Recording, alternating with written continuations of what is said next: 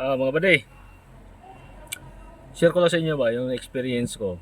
Pero sure ako na sa tulad kong driver,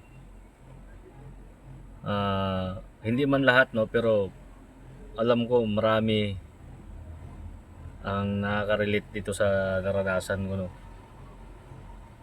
Kasi kahapon kasi mga buddy, nagbiyahe ako ng San Fernando, Pampanga. Pagdating doon sa area na customer, kasi may tindahan doon bibili sana ako ng tubig. Ang masaklap lang ba nung pagkapkap ko doon sa bulsa ko, hindi ko pala dala yung wallet ko. So ibig sabihin mo ba nakarating ako ng San Fernando, Pampanga, wala akong lisensya. Grabe ang kabao. Sabi ko sarili ko, sabi ko i-deliver ko lang to lahat. Makauwi ako ng ligtas sa warehouse. Okay na ako at ayaw ko nang ulitin 'yun. Kaya ito nga ngayon ang nangyari dahil nga inabot kami ng traffic talaga. Kaya gabi na kami nakadaan sa C5. Pagdating ngayon sa may Commonwealth mga buddy, habang nanakbo kasi madilim na napansin ko yung dinadrive ko na truck. Silip ako ng silip sa kaliwat kanan side mirror.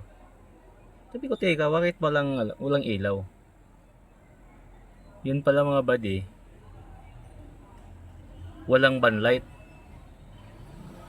Di grabe na ngayon nung grabe na yung naramdaman ko. Kaba. Kasi alam ko doble na yung violation na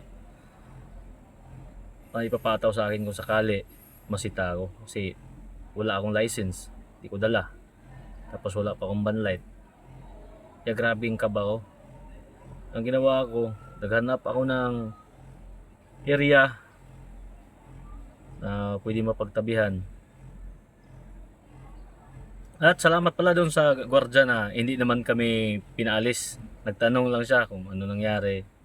Nung sinabi ko na, yun na, walang kami banlights. Sabi na sa akin na, sige, ayusin niyo muna. Baka daw masita kami. So salamat doon sa gwardiya no.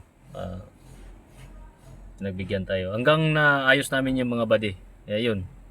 At nakauwi kami ng ligtas. Umilaw ulit yung banlight. Kaya okay yung smooth na yung takbo namin pabalik. So alam ko maraming makaka-relate nito. Hindi lang ako ang naka-experience na nagmamaniho na walang dalang license. Hindi naman natin sinasadya yan, pero yun talaga wala namang, sabi nga, walang kapangyarihan yung pagkalimot, di ba? So nangyayari talaga yan. So yun lang mga buddy no, sa experience ko kahapon. So drive safe always, at saka lagi ating isipin na tuwing bumabiyahe tayo, kailangan dala natin yung license natin, kasi ano mangyari mo sa daan, talo at matatalo ka dyan. Yun lang mga buddy no, drive safe.